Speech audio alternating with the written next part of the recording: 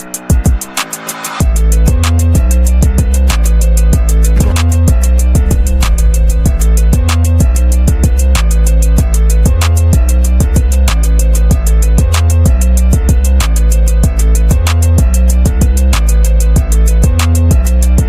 welcome to another exciting episode of the Andre The Beast Crayton Show. Today we're going to go into the mind of a beautiful woman who has been in and out of the judicial system for 15 years of her life. She's 33 years old, but 15 years of that has been entanglement of the justice system. I'd like to welcome to the show all the way from Kokomo, Indiana, now residing in Indianapolis, Indiana, Bailey Wisher. Welcome to the show, Bailey. Thank you. All right, let's get down to it. Tell a little bit about who you are, Bailey. Yep. So I'm a person in long-term recovery from IV heroin and meth use. I struggled in and out of addiction for 20 years. I'm a mom to two beautiful girls, and I work in the addiction recovery field now, serving others and giving back. 33 years old, 15 years in and out of the system. Yeah.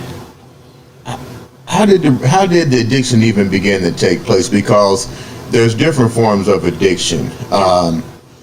What was yours, and what was some of the things that led up to your addiction in and out of the institutions? Yep, that's a good question. Okay, so when I was younger, I suffered sexual trauma from somebody that should have been protecting me, and that went on for quite a while, for about 5 years, and so that started something within me, right? And I remember not feeling right, not feeling comfortable, out of place, and then from there it kind of transpired. I had a best friend growing up who her parents let us do anything we wanted to do.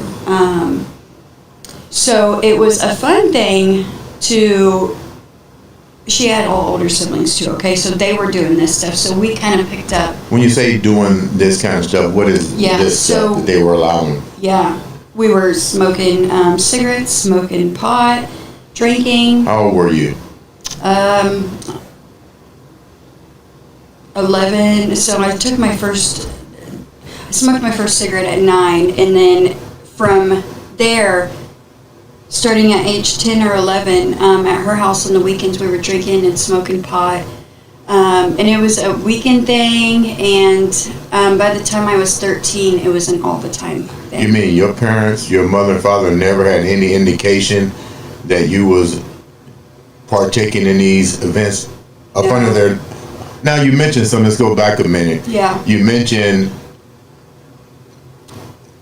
somebody that was supposed to be taking care of me. Explain that. Yeah. So my mom had gotten in a relationship with another man after her and my father's divorce, and so we became a blended family.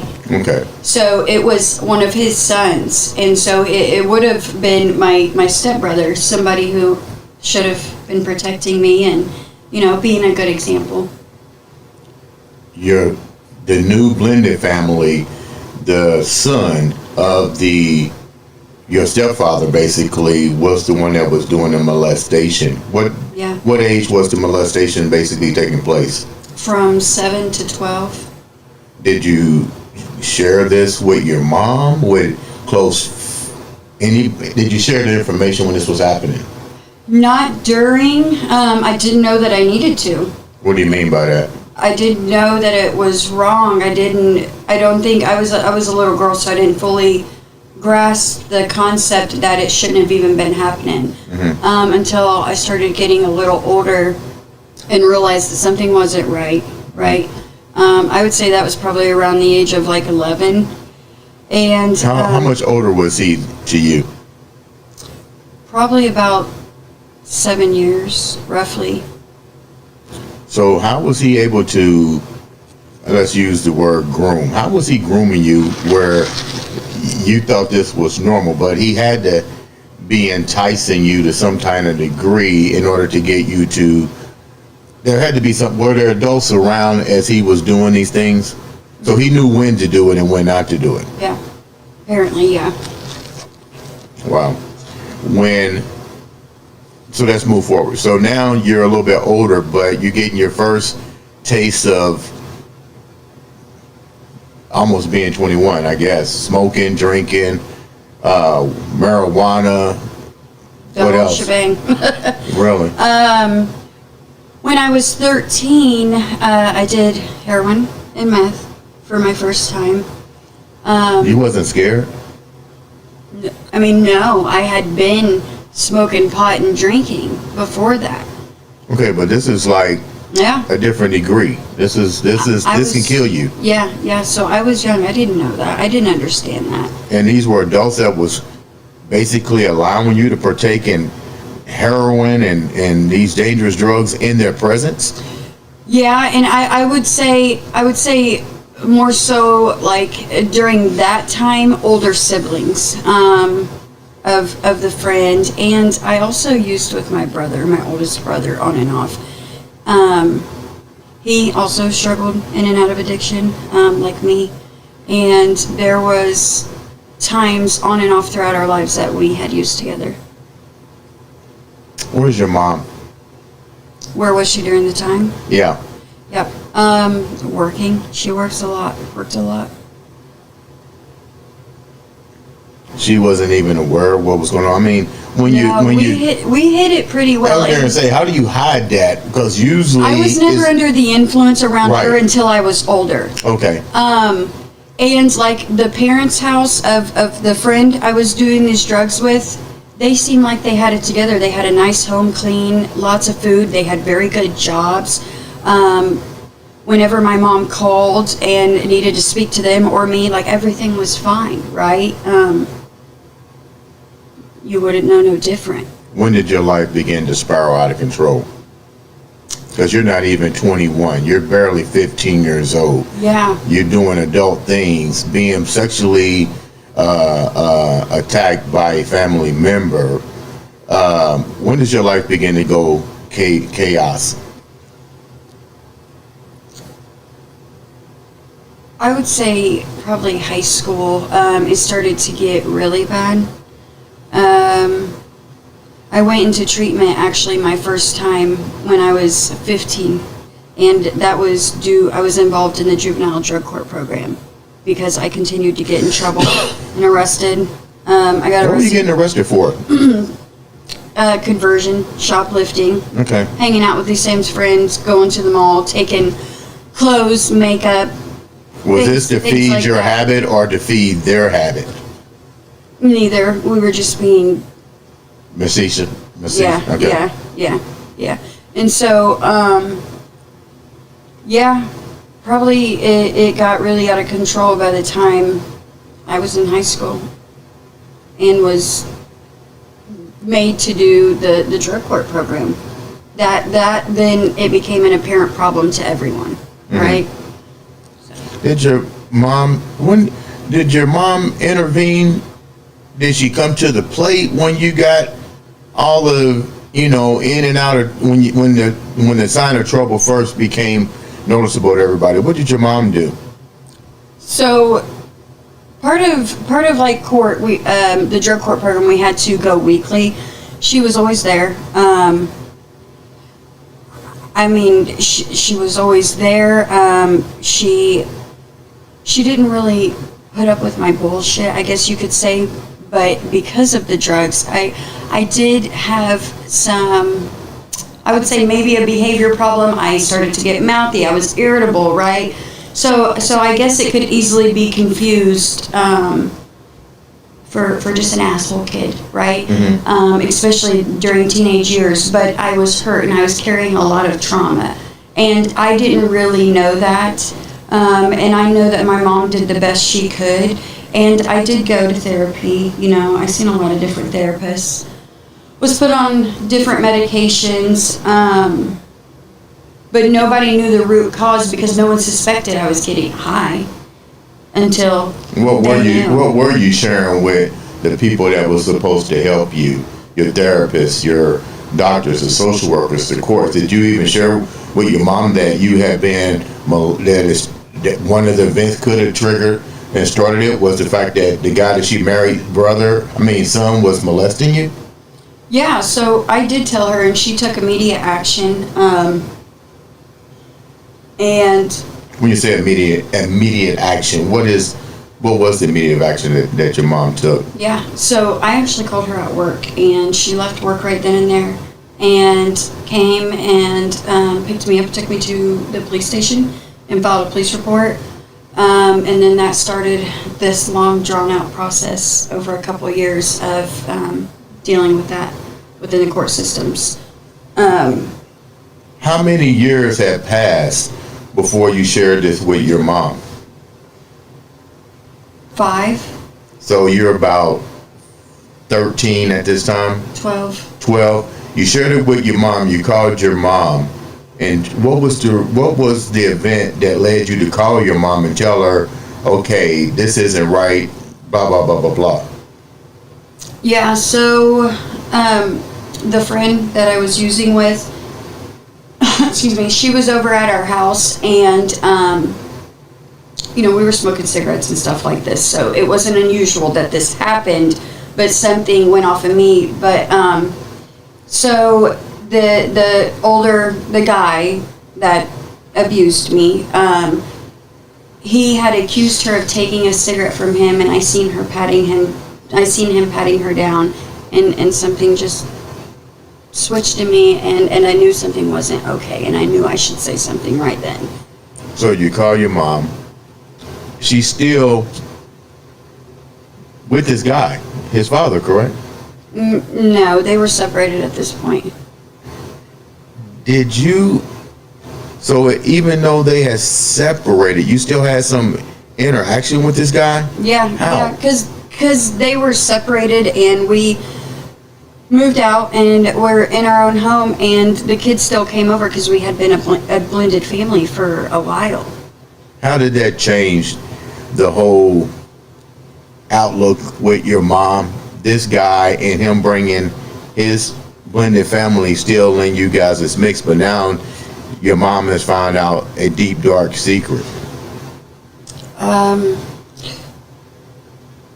I think we all immediately quit speaking to one another. Instant enemies, I guess you could say.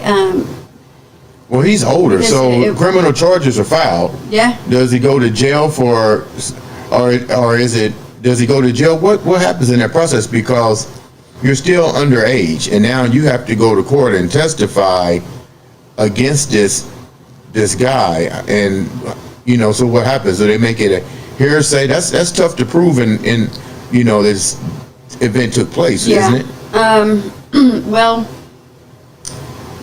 I remember having to go and speak with like a social worker, and there was a whole lot of stuff involved behind that. When a kid reports something like that, it's a whole situation. You have to be assessed multiple times. You have to speak with social workers, psychiatrists multiple different times, and do all kinds of stuff with them concerning that. And they base it off that, and based off the information I gave, they filed charges against him. And I don't really know what happened on his end with like the arrest, but I do know his dad got a lawyer, a really good lawyer, and the case was fought for 2 years. So when do you start to visit and get put in the system for 15 years? Evidently your life is still spiraling out of control because you spent half of your adulthood, you're 33 years old now, in the institution. So evidently the treatments didn't work, the counseling didn't work. What was the pits that put you in and out of the system for so long?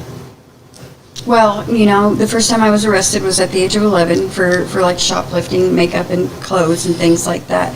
And so with being involved with the justice system, it was just, a continued thing.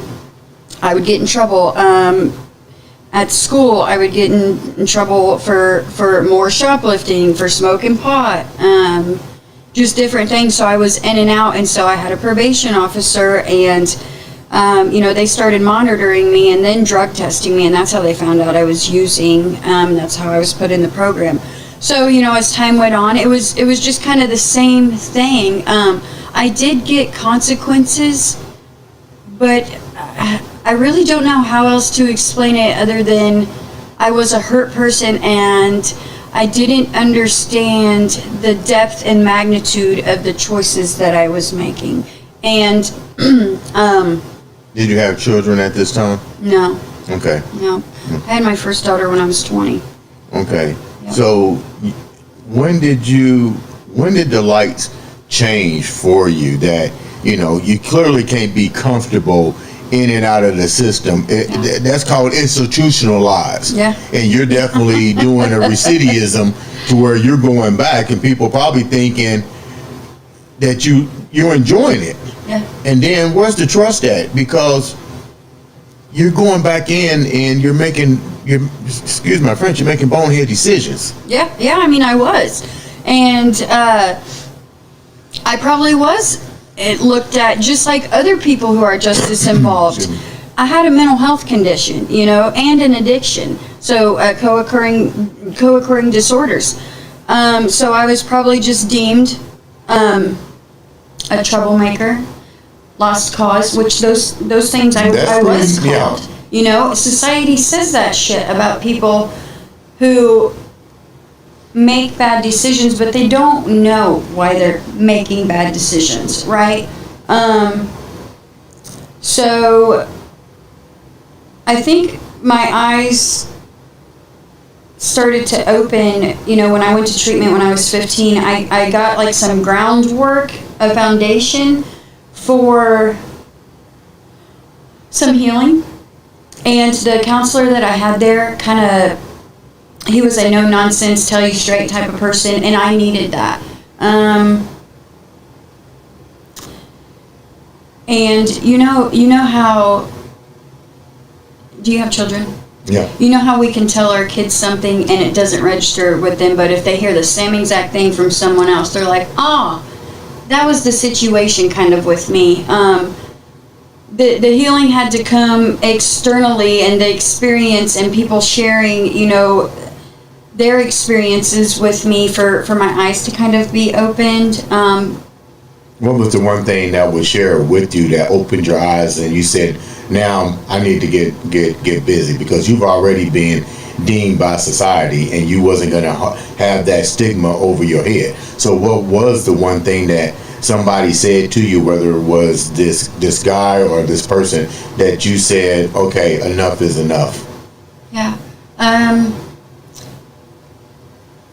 I can't think of one thing that one person said.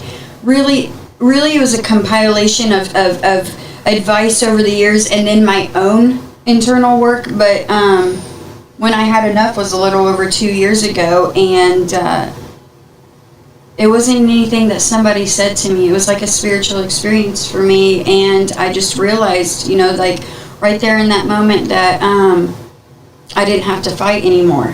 That I was enough, my freedom meant enough, and my family meant enough. So you just said something. You said your life just changed 2 years ago? Yeah, about 25 months ago. So you were still trying to find your way, and you just did it 2 years ago? Yeah, finally. I had little periods throughout my life where I felt really good about myself, and where I thought I could do it, where I could live, like responsibly and make healthy choices and feel good about myself. But I didn't really feel that I had purpose, and because of the choices I made throughout life, I didn't really feel like I deserved anything good. But that's what my mental health and my addiction was telling me, was that I wasn't deserving. But this light bulb just clicked 2 years ago, and yeah. I'm glad. It's never too late. Yeah. No. It's never too late. But some people will be like, you're 33 years old, so at the age of 30, you're 30 or 31, your light finally clicked. Did you have kids before it clicked? Yes. And so it didn't register then that I need to change? Absolutely, but Absolutely, but I don't know if you know anybody with mental health or addictions. I would encourage you to go meet people like that, and talk to them more so you can get some more insight, because it is a real serious issue. You know, like right now we have a fentanyl epidemic, and we have for a couple of years, right? And it is wiping people out. We had over 100,000 deaths in 2000, overdose fatalities in 2022. That's a problem. People aren't just making bad choices when we have numbers like that, right? Right. People are sick. People are lost. People need help, need compassion, need love, direction, and I was one of those people. And I appreciate you coming here, opening up, and bringing that awareness. What was the profound moment? 2 years ago, your life changed. 2 years. What was the spark? I had just kind of came to the end of myself. I was in treatment, and I actually, we were in a group, because in the treatment centers you do groups during the day, and it was a spirituality group, and we were encouraged to do something. A bunch of books were presented to us, and we were encouraged to pick something we normally wouldn't, and I did. And we had to read some What of it. did you pick that you normally wouldn't? So I don't remember the title of the book, but it was a book by Pema Chodron. And it was just like a spirituality, self-help, healing type of book. And I just read a couple pages of it, and we all had to write like a very brief summary and share it with the group. And whatever I read in that wasn't the catalyst, because it was a compilation of things over the years, but something just really spoke to me when I read that, and it kind of made the pieces come together, maybe. You mentioned something, and congratulations on that, but you mentioned something. You mentioned your children, two beautiful girls. Yeah. Did they witness what you was going through? Trying to get well, is what I mean. Did they witness this?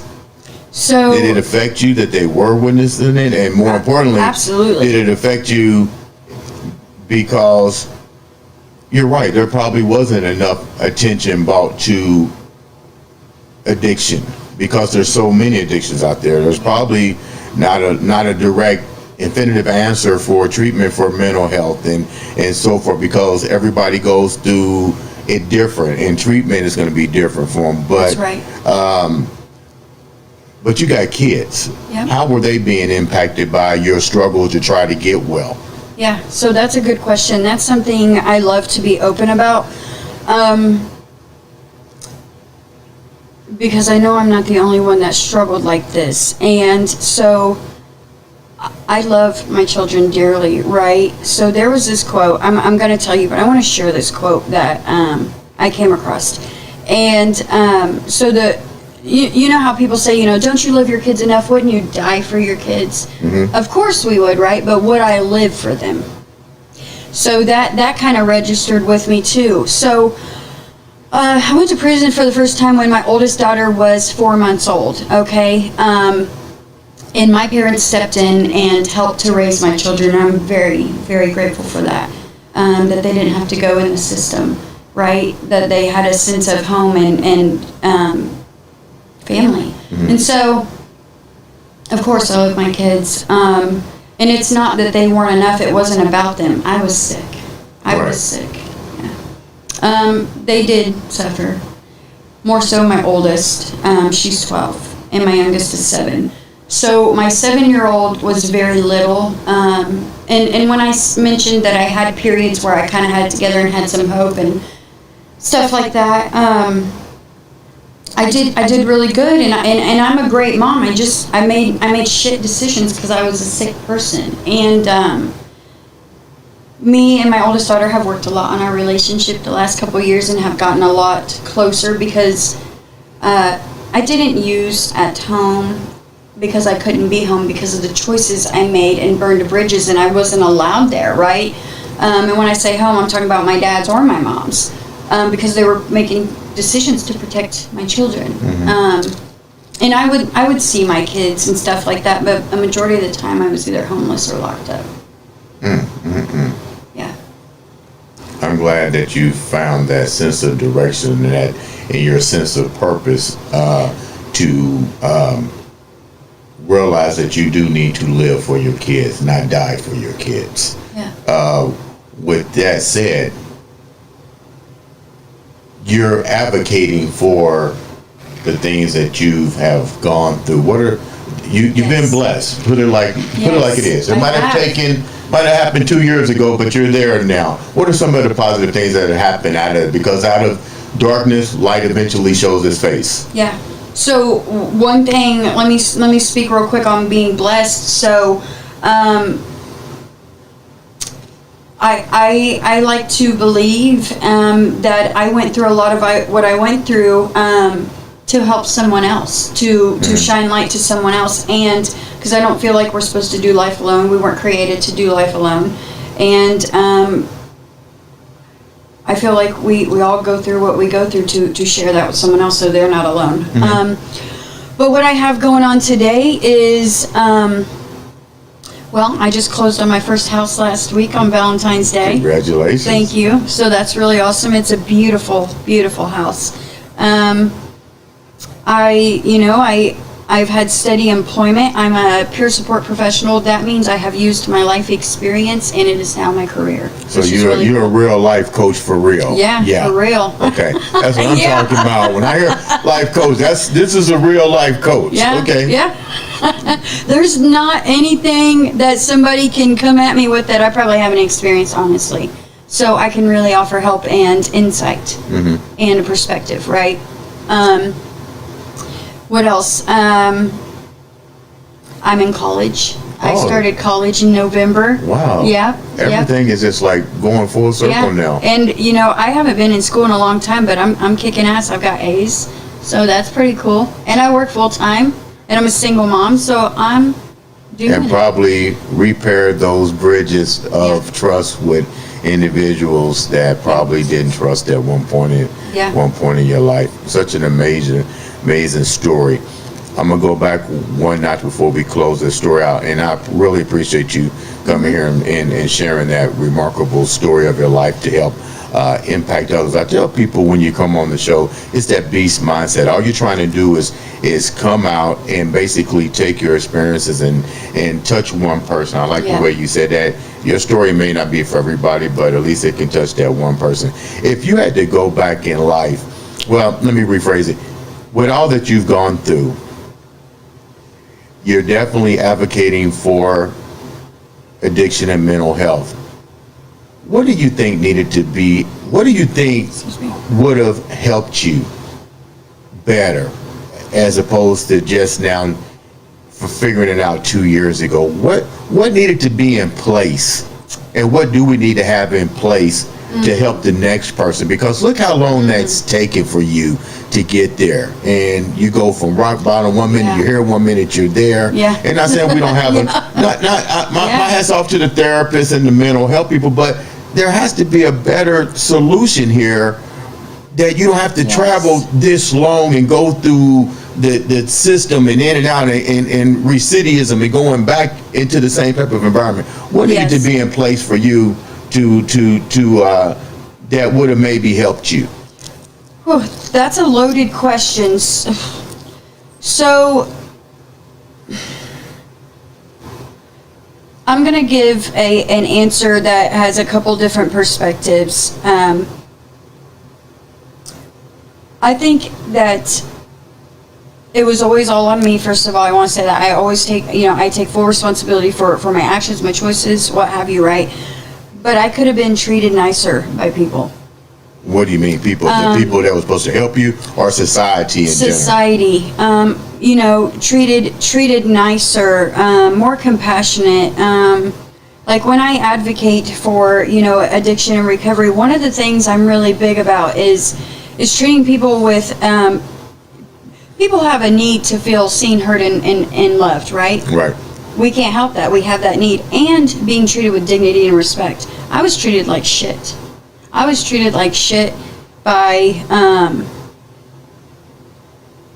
I was deemed, hopeless, a lost cause, a junkie. I've been told go kill myself. I should have died. You know, by anywhere from just people, you know, I have barely met, jail staff, prison staff, you know, the courts, you name it, right?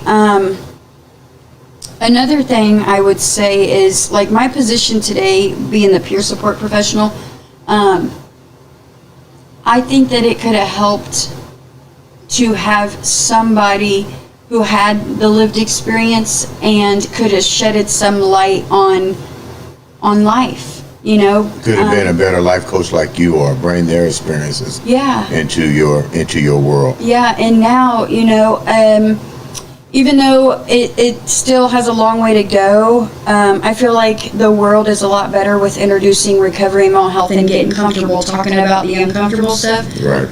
But when I was suffering and going through my mess, it was still like a taboo subject, and people didn't want to talk about it, didn't want to deal with it. So, you know, that's when people like me were deemed hopeless and basically not a part of society. Leave the viewers, before we wrap up today's show, you definitely have gone through the smoke and come out a phoenix. That's that beast mindset. What keeps you going every day now? What keeps you going? What keeps that beast mind going in you?